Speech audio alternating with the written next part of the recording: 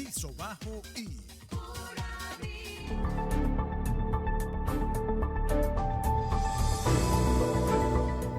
1:15. De vuelta con ustedes a través de la señal de Canal I, listos para nuestra primera entrevista. Jesús Seguías es presidente de Atincorp, también analista político. Está con nosotros vía Zoom y le agradecemos que nos acompañe estos minutos para hablar del panorama político y cómo cambia la política venezolana con lo que ha sido la noticia la semana pasada, la posibilidad que Estados Unidos, gracias a una información a la que ha tenido acceso la agencia de noticias AP, podría estar aliviando sanciones a Venezuela.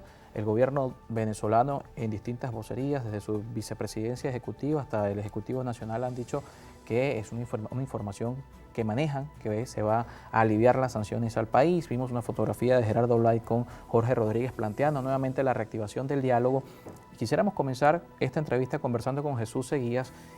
¿A quién beneficia o cómo esto cambia el tablero político, la posibilidad de que las sanciones económicas a Venezuela puedan revisarse, que es, podríamos decir, una piedra de tranca en todo lo que se ha planteado en la política venezolana desde hace algunos años, entre quienes se debaten de mantenerlas y quienes se debaten de levantar las sanciones, pues no han tenido ningún efecto, a juicio de quienes las piden que se levanten, en el cambio político que se espera? Saludos, Carlos, saludos a todos los que nos ven. Bueno, en primer lugar, creo que las sanciones ya, digamos, fueron superadas por las realidades. Las sanciones fueron creadas originalmente por el gobierno de Donald Trump y luego secundadas, pues, por muchos países, por muchos países de la comunidad internacional. Y resulta, pues, que el propósito de las sanciones era, digamos, provocar la renuncia o el derrocamiento de Nicolás Maduro en el gobierno. Eso no ocurrió. Y obviamente eso fue resultado de un cálculo pésimo que hicieron desde el punto de vista estratégico. No entendieron que Nicolás Maduro forma parte de los jugadores duros en el mundo y que además tiene el apoyo de Rusia y de China, dos grandes potencias mundiales. Y por tanto, eso no iba a ocurrir. Además, no conocían la realidad venezolana. Yo creo que esto fue más bien un bluff creado con propósitos electorales en los Estados Unidos. Venezuela formó parte de la narrativa electoral del presidente Trump. Él logró el objetivo, mas los venezolanos no lograron el objetivo. Y eso quedó en la nada. Hoy día las sanciones no tienen ningún sentido, especialmente las económicas. De las demás sanciones no quisiera hablar porque eso ya tiene que ver con el tema jurídico, tiene que ver con un tema, digamos, con los tribunales de justicia en los Estados Unidos y, bueno, cada quien que presente sus pruebas. Pero el caso de las sanciones económicas, eso no tiene ningún sentido en este momento. Además, no solamente que no beneficia a la oposición venezolana, es que no beneficia ni a los Estados Unidos ahora. La oposición venezolana está frente a una contradicción enorme ahora. Resulta que ahora las sanciones se convirtieron en un obstáculo para el desempeño político de la oposición venezolana.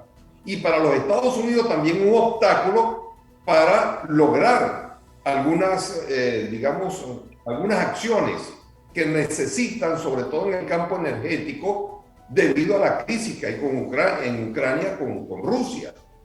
Entonces, las sanciones son como unas amarras allí que no les permiten fluir en una toma de decisiones que les interesa a Europa y a los Estados Unidos en estos momentos de crisis energética.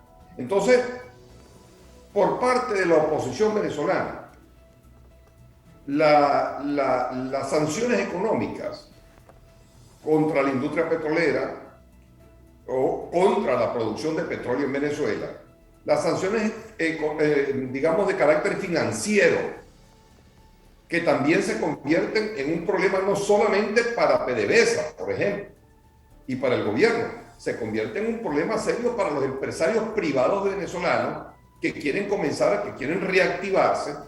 Porque, ojo con esto, los empresarios venezolanos decidieron dar un paso al frente en materia de producción, dejar de llorar, dejar de depender de unos políticos de oficio que lo han hecho muy mal y que ellos tienen la obligación de salvaguardar sus intereses, de salvaguardar sus ahorros, de salvaguardar a sus empresas y de dedicarse a lo que ellos a la misión de ellos, que es producir bienes y servicios.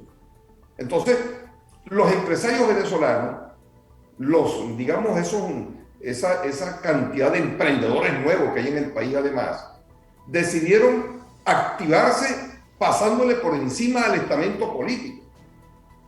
Y eso que hemos visto últimamente de una posible recuperación de Venezuela, que obviamente está muy lejos de lo deseable, ha habido digamos, se contuvo la hiperinflación que existía y el país está comenzando a arrancar lentamente, no con la velocidad que se requiere, pero comenzó a arrancar, y obviamente que eso no es producto del gobierno en particular, sino que es producto fundamentalmente del sector privado venezolano que decidió actuar, pero por supuesto también algunas decisiones del gobierno han ayudado mucho, como el tema de la dolarización de hecho, más no de derecho, como digamos, la derogación del control cambiario.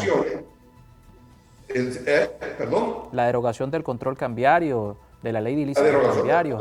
Todos esos factores, sin duda alguna, hacen que en conjunto gobierno y empresarios privados comiencen a actuar de una manera distinta. Ahora bien, la oposición venezolana está frente a una nueva estrategia. La realidad determinó que las sanciones no van a cambiar el gobierno en Venezuela. Punto número uno. Las sanciones ya no tienen ningún sentido. Las sanciones económicas ya no tienen ningún sentido.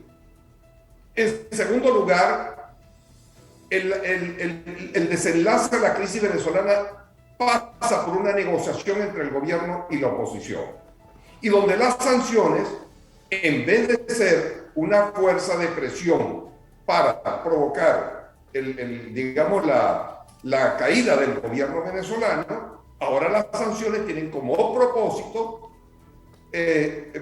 presionar a unas negociaciones que conduzcan a un desenlace de carácter electoral y pacífico en Venezuela. Pero sigue Ese es el único destino de las sanciones. Pero y Estados Unidos lo sabe perfectamente. El tema es que en este momento levantar las sanciones, como quisieran muchos venezolanos y sobre todo los empresarios privados, levantar las sanciones, bueno, y el gobierno también, levantar las sanciones pasa por conflictos políticos internos en los Estados Unidos, porque estamos en medio de las elecciones de término medio en Estados Unidos, que serán en noviembre, y Venezuela vuelve a formar parte de la narrativa electoral de algunos políticos en la Florida sobre todo, donde eso pues les da voto y con eso pretenden pues asegurarse pues todas sus victorias electorales. Yo creo que muchos parlamentarios estadounidenses no lo están haciendo de manera, digamos, no están actuando con buena información en la mano, están mal informados y yo no sé hasta qué punto que están haciendo las cosas adrede, a conciencia, pero obviamente que mantener esas sanciones no tiene ningún sentido, sobre todo para la oposición venezolana, porque la oposición venezolana ahora va a elecciones en el 2024 y para poder ganar esos 2.1 millones de votos que obtuvo ese factor llamado G4, que además está enfrentado al otro grupo opositor que llaman alacranes, que llaman colaboracionistas, que lo llaman de mil formas. Ese otro grupo tiene 2.5 millones, 2.4 millones. Ambos juntos hacen 4.5 millones de votos versus 4.1 millones de votos que tiene el gobierno en el bolsillo. Con eso la oposición no le va a ganar. La oposición necesita llevarle al gobierno más de 1 millón de votos de ventaja. De manera que la base electoral con que se está operando en este momento en Venezuela, esa base electoral es demasiado frágil como para ganar unas elecciones en 2024. ¿De qué debe hacer la oposición? Sumar a esa base electoral por lo menos 1 millón, 2 millones de votos para que la ventaja sea muy holgada y la victoria sea asegurada. Pero es posible hacerlo. Es posible hacerlo con los siguientes factores y nos vamos a la pausa para conversarlo al regreso. ¿Puede esta dirigencia política, no conocemos los números de Atincorp y nos gustaría conocerlos, pero otras mediciones de opinión en Venezuela hablan de liderazgos políticos que tienen 80% de rechazo, identificaciones cercanas al 15%, identificaciones con partidos que no llegan en algunos casos ni al 5%, lo puede hacer esta oposición. Esta oposición puede conseguir 1 millón de votos en las actuales condiciones. Lo conversamos con Jesús Seguías luego de la pausa.